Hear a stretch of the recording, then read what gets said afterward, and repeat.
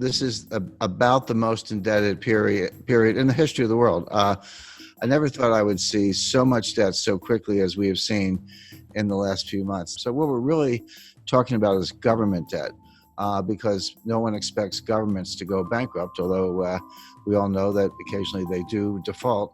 We've seen many cases of that, but certainly not the United States or the UK or Spain or France. No one expects any of those countries to default anytime soon. But the way I think about debt is I use the debt to GDP ratio, because debt is not automatically a problem. It may be a problem or it may not be a problem. It all depends on how much income or output you have to service the debt. So just to give a simple example, let's say you have a credit card and you have a $50,000 balance on your credit card. You owe the bank $50,000. Is that a problem? Well, if you make $20,000, it's a big problem. You're probably going to go bankrupt. But if you make $200,000, you could probably, write a check and pay it off.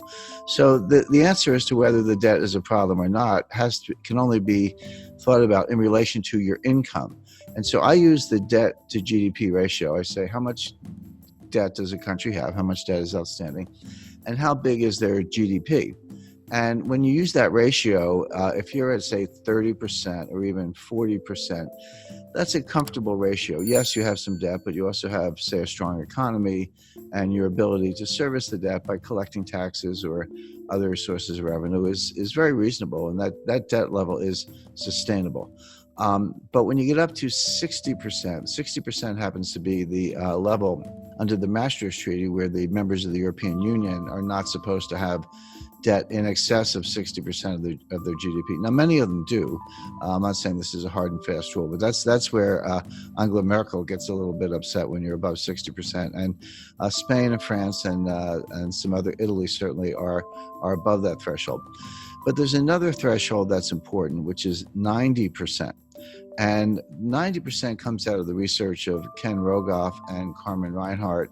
And what they've shown in developing markets, developed markets throughout the 20th century, recently, in the distant past, no matter where they look, once a country gets above 90% debt to GDP, a couple things happen. Number one, debt is no longer productive. The idea of borrowing is I'll borrow $1. I'm going to do something with that money. Huh? Yeah, I'll borrow the $1, I'll spend the $1, but I'll get $1.20 of GDP because, I'll spend it on something, but then the recipient, he'll spend it, and then someone else will spend it. And by what's called velocity, or the turnover of money, you'll actually get more than you borrow. That's Keynesian economics, very simplified version of it. But what Rogoff and Reinhart have shown is once you get past 90%, that's no longer true. You borrow $1 and you spend $1, but you might only get 90 cents or 80 cents of GDP. In other words, you reach a point where you cannot borrow your way out of debt. You cannot borrow your way to get enough productivity to get out of debt. And then you're sort of in a doom loop or a death spiral. Well, I mentioned 30% is comfortable, 60% is a problem in Europe, 90% is this critical threshold. The United States today is at 106%. But we are very rapidly moving to 120%. When you take the additional $5 trillion of new deficit spending that the Congress has approved and put that on top, and bear in mind, the GDP has gone down, right? So your denominator is shrinking, your numerator is going up, which means the fraction is going up, and now the debt is well in excess of 100%. It's actually coming into 120%. So all of a sudden, the United States starts to look like Italy, or for that matter, Lebanon or Japan, which is the highest of all. Now, the modern monetary theorists, MMT, modern monetary theory, whom I completely disagree with. I know a lot of them. I know Stephanie Kelton. She's a big brain. She's one of the thought leaders. She has a new book coming out. They say, so what? They say it doesn't matter. That you can take your debt to GDP ratio to not only 100%, but 200%, or in theory, even 300%. It just doesn't matter for two reasons. Number one, you can always print the money to pay off the debt. By the way, everything I'm talking about does not apply if you're borrowing in a different currency. If you're Argentina and you print pesos, but you're borrowing in dollars, that's a problem because you can't print dollars. But of course, the United States can print dollars. The ECB can print euros. Bank of Japan can print yen. And if that's the currency of your debt, just print up the money. What's the problem? And they have other solutions. If inflation starts to take off, just raise taxes. I'm not so sure about that. You've borrowed yourself into oblivion. You get inflation, and you think you can tax your way out of it. That doesn't sound like a very good way to go. But the bottom line is that all the countries, starting with the United States, but all the major developed countries, are now in these sky high and rising debt to GDP ratios. Now the question is, what's going to happen next? Interest rates are extremely low. The central banks have made them low. So the debt service is not that great. The debt is huge, but if you're only paying, a fraction of 1%, it's not as if you're incurring a lot of interest expense, which of course adds to the deficit. So that's the first thing. We don't have inflation. People who say that, the money printing that the central banks are doing to buy the debt, which they are, is inflationary. That's not true. That's a kind of gross misunderstanding, comes out of Milton Friedman, et cetera. It's not true. What does cause inflation is velocity, which is the turnover of money. People lose confidence in money, and they spend it, and someone else gets it and they spend it. Everyone's spending it because they want to run into hard assets, land, gold, silver, fine art, real estate, et cetera, or just buy a car because they think the price is going up, or a refrigerator, whatever it is. If you get that kind of velocity, inflation can happen very quickly. And we saw this in the late 1970s. So the real warning is not that any of these countries are going to default on their debt. They're not going to default on their debt because they can print the money. The danger is inflation. Now, if you said, do I see inflation right now? Absolutely not. We're going to see deflation, which is a different kind of danger. Deflation causes debt defaults because Japan has been trapped into that for 30 years. Yeah, and Japan's been in a depression, in my view, since 1990. My view, the U.S. has been in a depression since 2007.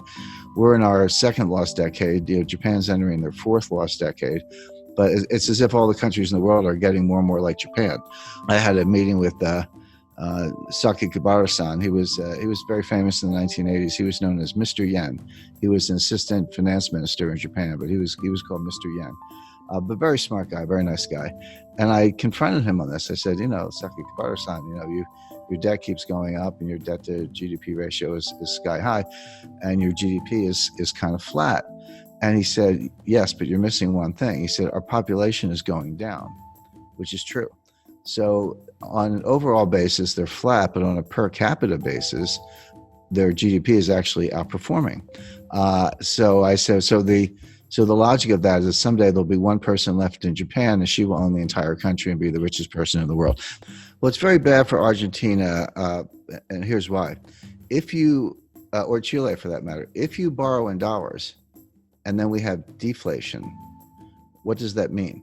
It means the value of cash is going up, but it also means the value of the debt is going up. So even if you have very low interest rates, which we do, when you borrow in dollars and the dollar is worth more, that's what deflation is. Your dollar is worth more. That means your debt is also worth more, meaning you owe more debt in real terms. The nominal debt's the same. So if you borrow 100 million, you owe 100 million. That doesn't change. But if you have deflation, so that the 100 million is actually more valuable. See, this hasn't happened since the 1930s. People don't understand. No one alive has really lived through a strong deflationary period. A lot of us have experience with inflation. We had it in the United States in the late 70s, and you're right, Argentina's had it on multiple occasions, and we can name other countries. People have a sense of what to do in inflation, but no one alive has experienced serious deflation since the 1930s. And if you did, you're 95 years old today. So people don't really understand it. But one of the things it does, it makes the real value of debt go up. So in real terms, you owe more money. So if you were in trouble to begin with and you borrowed money to get out of trouble, but the value of the debt goes up, now you owe more money. Now where do you stand? It may not show up in interest payments, but every dollar becomes more and more difficult to get. The dollar's worth more. So what it means is that you see a strong dollar. Now, your local currency could be weaker against the dollar. That's true. That could help exports. It could help tourism. So, there's no tourism right now. There's Yeah, not going to be more tourism. well, you make a good point. There is no tourism today. I'm on a mountain, and you're in a home or studio or someplace. So right, there's no tourism going on today. But assuming it comes back next year, if you have a really strong dollar, in theory, an American could, or European for that matter, could look at Argentina.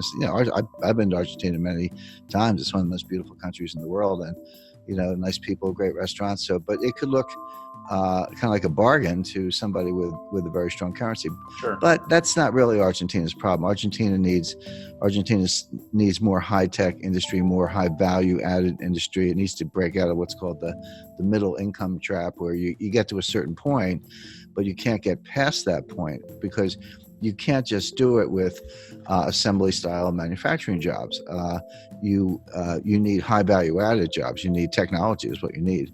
And all the developed economies are facing the same issue. That applies to all of Latin America, Chile, Mexico, Colombia. Correct, but it applies to most of Asia as well. This is China's problem. China's not going to continue the kind of growth we've seen over the last 20 years because they've used up that. When I studied development economics in the 1970s in graduate school, and we used to think that the hard part of development economics was getting from low income to middle income. And then we say if you get to middle income, it's a straight path to high income. Turns out that's not true. Getting from low income to middle income is actually pretty straightforward. You have to get rid of corruption and you need to ease up on regulation. But you can, if you have foreign direct investment and people come from the country to the cities and you do, kind of simple manufacturing, et cetera, you can get a really good export machine going and earn hard currency reserves. So that part's easy. The hard part is getting from middle income to high income, because it turns out you can't just do more of the same. You actually need more high value added. You need technology today, and that's what I would advise every country to be working on, including Argentina, where the Argentina has a very very highly educated workforce. I mean, Argentina would be a good case to why don't we make iPhones in Argentina instead of China, and we're going to bust up. The United States is going to bust up the supply chain to China. We're going to shut over time. Won't happen overnight, but we're going to pull those factories out or shut them down and move them elsewhere. So the question is, if I were advising any developing economy, I would say, how can I become a supplier to the United States? If they're going to get rid of China, which we are for a lot of reasons, I'd want to be in the list. And we're actually looking at Jordan as a country that could make cell phones. India is a big case because they have cheap labor. Argentina, I think, is a better candidate because they have a more highly educated workforce.